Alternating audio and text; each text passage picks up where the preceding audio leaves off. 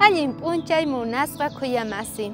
Maymanta qawamuasaygu, kunandia qillqarimuaygu kay comentarios nisqapi. Chantano qaygu kutichimuspa kasaygu. Hinataq kunandia devoción matutina parlawasun nispa kayta, Adanchu o Jesucristuchu nispa.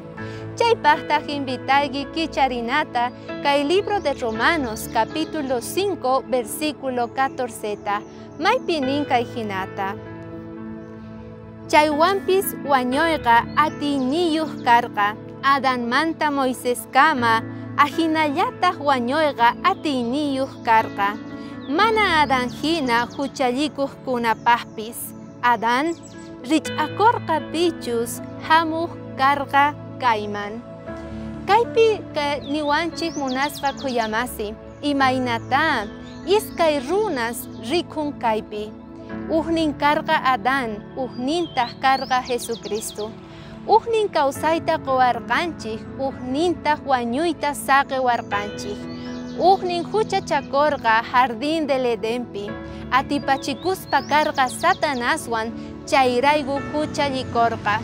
Ujnintaq kay pachaman hamuspa salvanawanchikpaq mana riqsirqachu huchata, nitaq huchallikurqachu.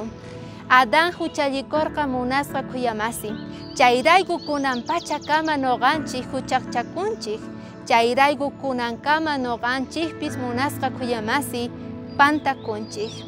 Chaypaqtaq Jesucristo niwanchik, noqa wañuniña, salvaygiña, salvacionta haywaspa.